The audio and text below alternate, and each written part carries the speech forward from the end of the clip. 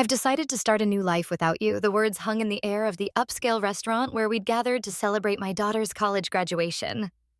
Andrew, my husband of 28 years, stood with his champagne glass still raised, his announcement displacing the toast he was supposed to be making to Sophie's achievements. The clinking of silverware ceased. Conversations halted mid-sentence. 50 pairs of eyes darted between Andrew and me, waiting for my reaction. For the tears, the shouting, the dramatic exit everyone expected. Instead, I smiled. Congratulations on your honesty. My name is Claire Caldwell. I am 54 years old, and until this moment, I had been playing the role of the devoted wife and mother perfectly. I put my own career aspirations on hold to support Andrew through 3 business ventures, 2 career changes, and countless finding himself phases. I raised our brilliant daughter Sophie, who sat beside me. Now her graduation cap still perched on her head, her expression frozen in horror. From the corner of my eye, I could see Rachel Wells, Andrew's much younger girlfriend, shifting uncomfortably at the back table, where she sat with people I had considered friends for decades. The same friends who apparently knew about the affair but never thought to tell me. The same Rachel who had attended our Christmas parties, who had once called me for advice about her career. With practiced calm, I reached into my handbag and pulled out a sealed cream-colored envelope. I placed it gently beside Andrew's plate. "What's this?" he asked, his triumphant expression faltering. "Something for you to read later," I replied, keeping my voice steady. I turned to Sophie, whose face had gone pale. I kissed her cheek. "I am so proud of you, sweetheart. This day is still about your accomplishment." Then I smoothed my dress, and addressed our stunned guests. "Please enjoy your meal. I wish you all a lovely afternoon." With that, I walked out of the restaurant, my head held high, feeling 50 pairs of eyes following me. The heavy door swung shut behind me, cutting off the beginning of anxious murmurs. Outside, the Augusta summer heat hit me like a wall, but I welcomed it. For the first time in years, I could breathe freely. Behind me, I heard the restaurant door open and slam shut, followed by Andrew's voice, no longer confident, but high-pitched and frantic. "Claire, what the hell is this? What have you done?" I kept walking, allowing myself a small smile. The envelope I'd handed him contained the beginning of my revenge, one I'd been meticulously planning for months. I had always been the practical one in our marriage. While Andrew dreamed big and took risks, I maintained the stability our family needed. I was the one who saved for Sophie's education when Andrew invested unwisely in his friend's restaurant venture. I was the one who worked extra hours as a finance manager at Trevanta Corp, when his midlife crisis led him to quit his stable position to follow his passion selling handcrafted furniture. A passion that lasted approximately 6 months before he grew bored. My own dreams opening a financial consultancy for women were perpetually on hold. After Sophie graduates, I told myself. After Andrew finds stability. 3 months ago, I noticed discrepancies in our joint accounts. Small transfers to an account I didn't recognize. Having spent 20 years managing our family finances, these irregularities stood out like red flags. I could have confronted Andrew immediately, but something held me back. Perhaps it was intuition, or perhaps it was the growing distance between us over the past year. Instead, I began quietly investigating. What I discovered was worse than I imagined. Andrew had been systematically moving funds to a separate account for over a year. He had also been taking Rachel to expensive restaurants, purchasing jewelry, and looking at beachfront property, all while telling me we needed to tighten our belts for retirement. Then came the text messages I discovered when Andrew left his phone unlocked. Messages about their new life together, messages about how he was finally breaking free, messages about their plans for the day after Sophie's graduation, the day he had chosen to make his grand exit from our marriage. What Andrew had forgotten, or perhaps never fully grasped, was that I had been a financial professional for 30 years. I understood money trails. I knew how to trace assets, and most importantly, I remembered the prenuptial agreement we had signed 28 years ago, when I had more family money than he did. The agreement he had insisted upon, ironically, to protect his future earnings contained a fidelity clause that would prove to be his undoing. While Andrew plotted his escape with Rachel, I was building my case. I consulted with attorneys. I documented every hidden transfer. I gathered evidence of their affair. I prepared divorce papers. I timed everything perfectly, knowing Andrew would want to wait until after Sophie's graduation to avoid ruining her big day. What he didn't expect was that I would serve the divorce papers the morning of the graduation, before his planned announcement. But with the papers still safely hidden in court records, not yet accessible to him, what Andrew didn't know was that I was always 3 steps ahead. I didn't return to the restaurant.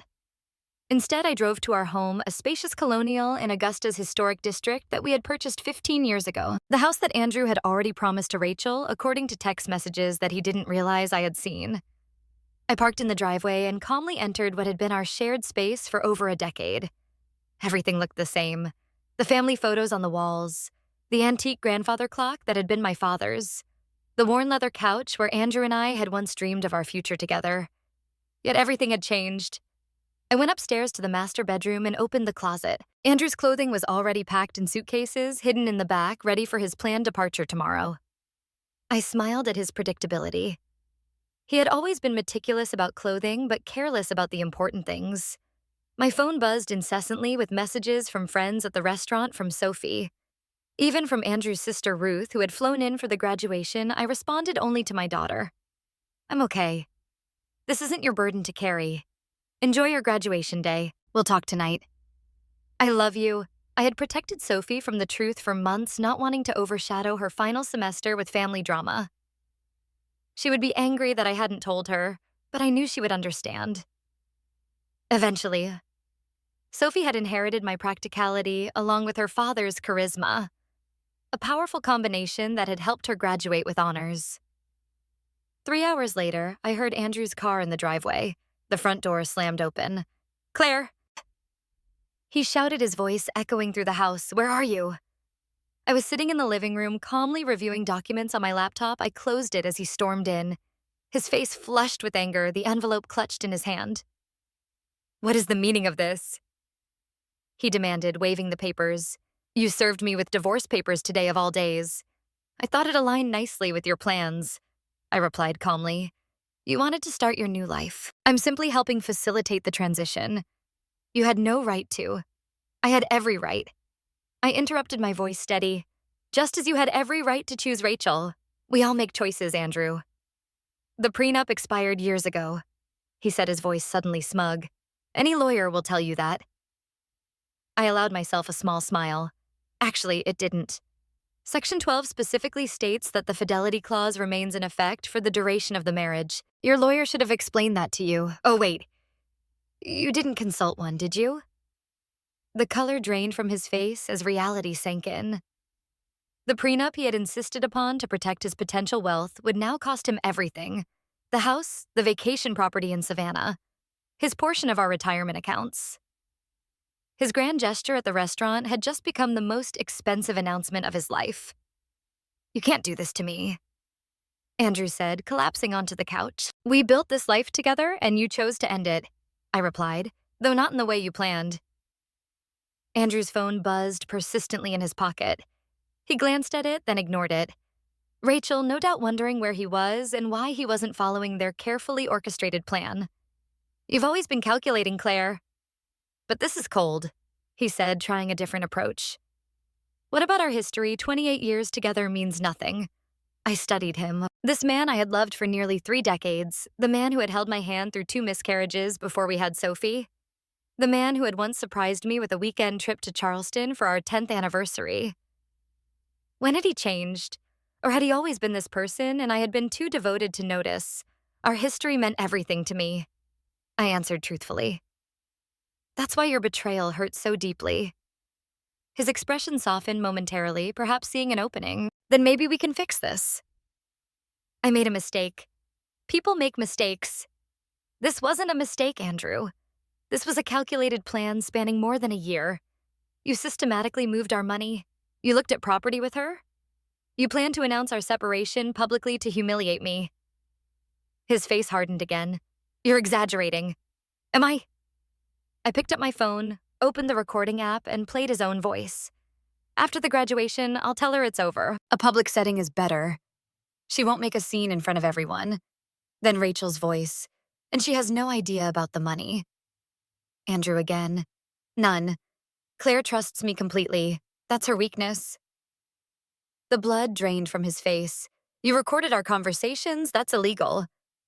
"Not in Georgia when one party consents," I responded, And not when it's in your own home. I didn't record your private moments with Rachel. I'm not cruel, just the conversations about your plans to defraud me. Andrew stood suddenly agitated. I need to make some calls. Of course.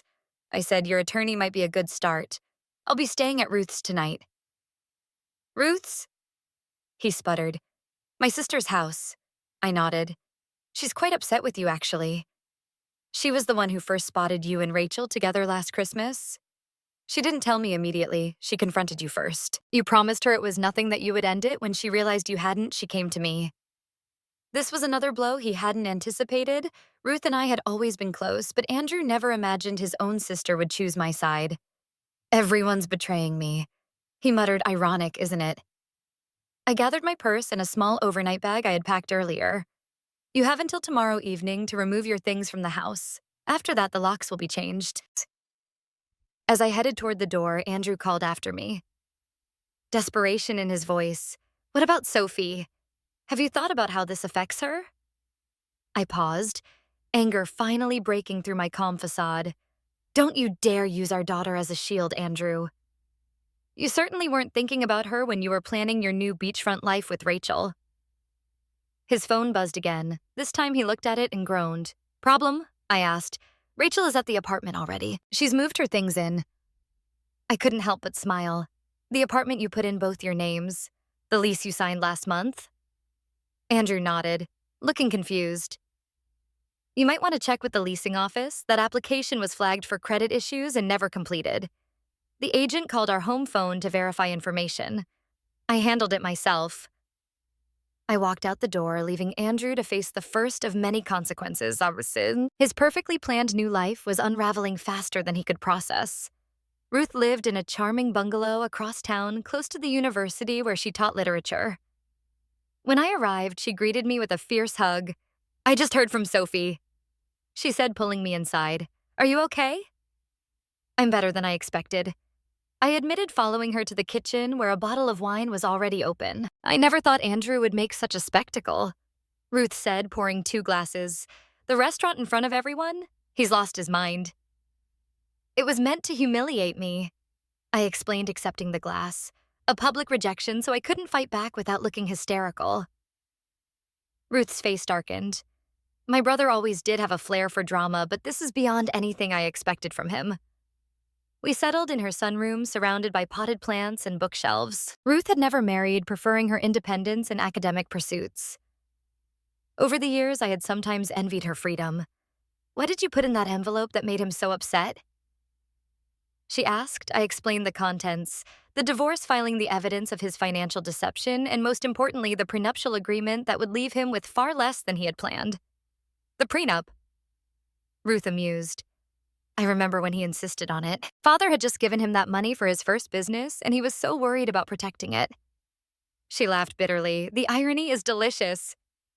My phone rang. Sophie. I took a deep breath before answering. Mom, she said immediately, her voice strained. I'm coming over to Aunt Ruth's. Honey, you don't have to. I'm already on my way, she interrupted. Dad is telling everyone you've lost your mind, that you've been planning this for months. He's saying horrible things. And of course he was. Andrew always rewrote narratives to cast himself as the victim. Let him talk. I said the truth will become clear soon enough. 20 minutes later, Sophie arrived, still in her graduation dress, but with her makeup smudged from crying. She fell into my arms like she used to as a child after a nightmare. Why didn't you tell me? She asked, her voice muffled against my shoulder. I didn't want to ruin your final semester, I explained. You worked so hard for this day. She pulled back, wiping her eyes. Well, Dad took care of ruining it anyway. We moved to Ruth's living room, where Sophie finally got the full story, how I had discovered the affair, the financial deceptions, and the plans Andrew and Rachel had made. I knew something was off with Dad, Sophie admitted. He's been different. Distracted, always on his phone, but I never imagined. None of us want to see these things in people we love, Ruth said gently. My phone buzzed with the text message from Philip Anderson, my attorney. The emergency filing had been approved. The accounts I had identified were frozen pending the divorce proceedings. Andrew now had limited access to funds enough for living expenses, but not enough to follow through on the property purchases he had planned with Rachel. I showed the message to Ruth and Sophie. "Good," Sophie said firmly. "He deserves it." My daughter's loyalty warmed me, but I wasn't naive. "He's still your father." I reminded her, "Your relationship with him is separate from what's happening between us." Sophie shook her head. "Maybe someday. But right now, I can't even look at him." He hugged me this morning and told me how proud he was, all while planning to blow up our family hours later. The doorbell rang, interrupting our conversation. Ruth went to answer it, returning moments later with a troubled expression. "It's Andrew," she said, "and he's not alone." I steeled myself as Ruth led Andrew and Rachel into the living room. Rachel looked uncomfortable, shifting her weight from one foot to the other, her eyes darting around the room.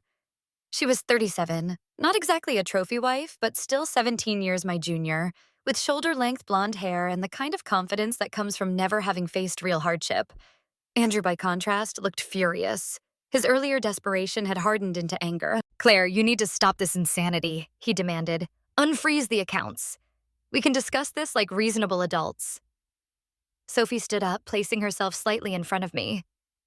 "Maybe you should have tried being reasonable before announcing to everyone that you were leaving Mom." Andrew's eyes widened as if just noticing our daughter. "Sophie, this doesn't involve you." "Doesn't involve me?" she echoed incredulously. "You blew up our family on my graduation day, and it doesn't involve me?" Rachel touched Andrew's arm. "Andrew, maybe we should go." He shook her off. "No, I'm not leaving until Claire agrees to be rational about this." Ruth folded her arms. "My sister-in-law seems to be the only rational person in this scenario." "You're the one who created this mess, Andrew." I remained seated, watching the drama unfold. For years, I had been the peacemaker, the one who smoothed over conflicts and kept everyone happy. That role was exhausting, and I had finally set it down. "The accounts will remain frozen until the preliminary hearing," I said calmly. "That's in 3 days. The judge will determine appropriate asset division at that time." "3 days," Andrew sputtered. "What am I supposed to do for 3 days?" "You have your personal account," I reminded him, "the one you've been funneling money into for the past year." "That should be sufficient." Rachel's head whipped toward Andrew. "You have a separate account with how much in it." An interesting dynamic was emerging. Clearly, Andrew hadn't been entirely forthcoming with Rachel either. Andrew ignored her question. "This is vindictive, Claire." "This isn't like you. Perhaps you never really knew me," I replied. "Just as I apparently never really knew you." Sophie turned to Rachel. "Did you know he was going to announce it like that at my graduation celebration?" Rachel had the decency to look ashamed. I thought he was going to talk to your mother privately. The announcement today was unexpected." Andrew shot her a betrayed look.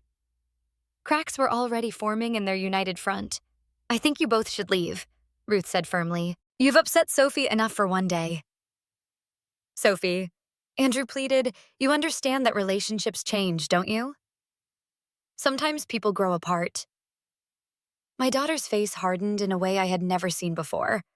"What I understand is that you're a coward who couldn't even give Mom the dignity of a private conversation. What I understand is that you were stealing from our family while I was working 2 jobs to help pay for my textbooks because you said money was tight." Andrew paled. "That's not how it was. It's exactly how it was," Sophie cut him off. "Please leave, Dad. I can't look at you right now."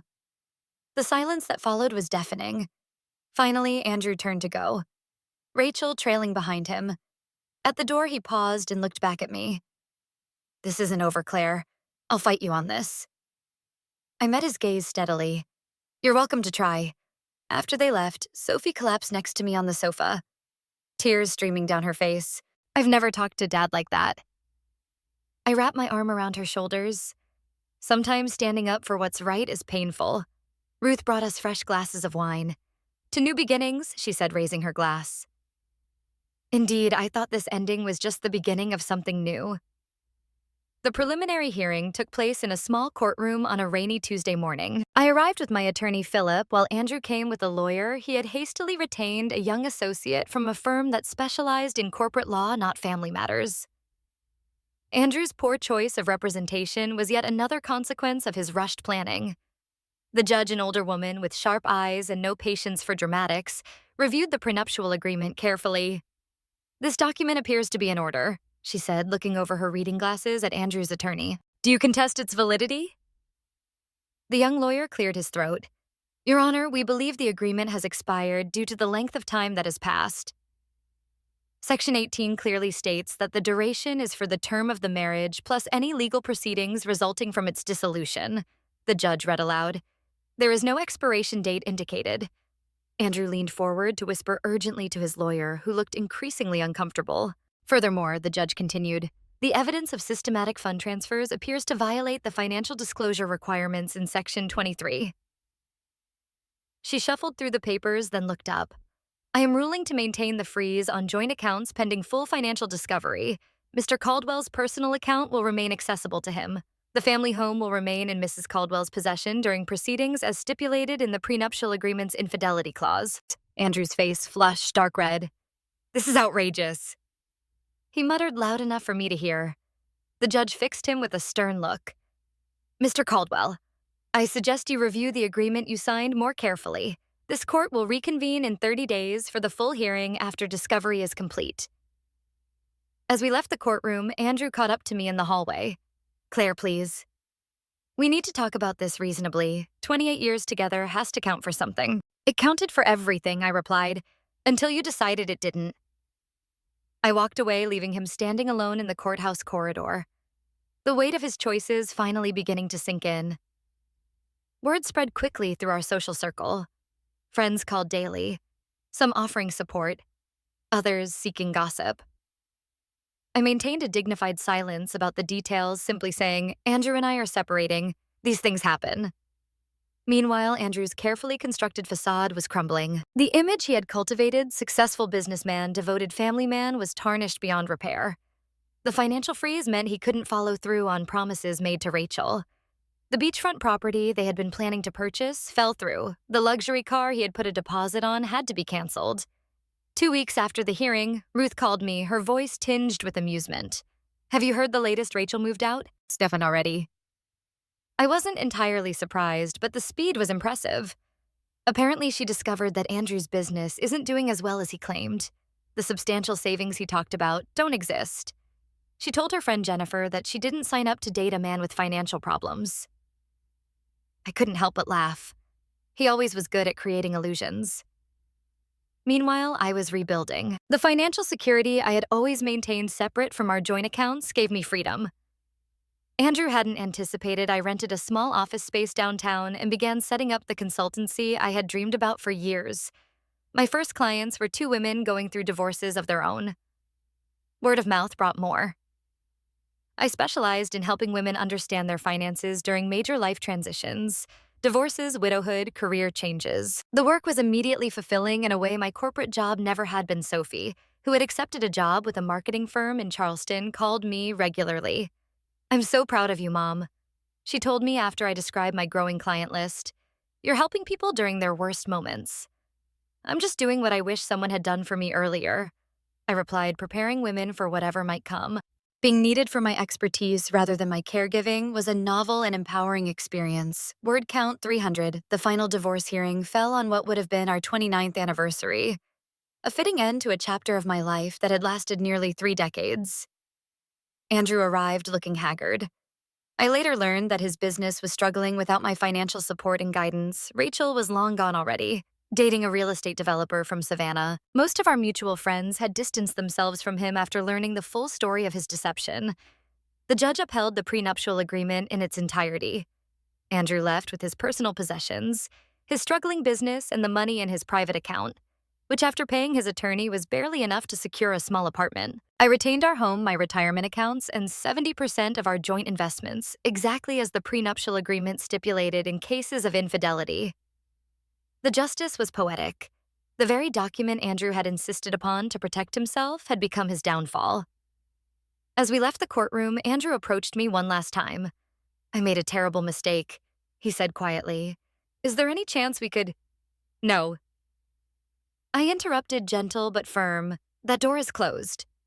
"I understand, sir," he replied, and for once I believed he did. "I hope you find happiness, Claire. You deserve it." It was perhaps the first honest thing he had said to me in years. 6 months later, my consultancy. Caldwell Financial Transitions was thriving. I had moved from the small office to a larger space and hired 2 associates. I specialized in helping women secure their financial futures, particularly through major life changes Sophie visited, often proud of what I had built. You know what's ironic? She said during one visit. If Dad had just been honest from the beginning, he might have kept half of everything. Sometimes people can't see beyond what they want in the moment, I replied. The woman who had once defined herself as Andrew's wife and Sophie's mother had discovered a new identity: mentor, business owner, and advocate. The envelope I had handed Andrew at the restaurant hadn't just been my escape plan. It had been the key to a door I never knew existed. Behind it, I found not just revenge, but reinvention. In securing my financial future, I had also reclaimed something far more valuable: myself.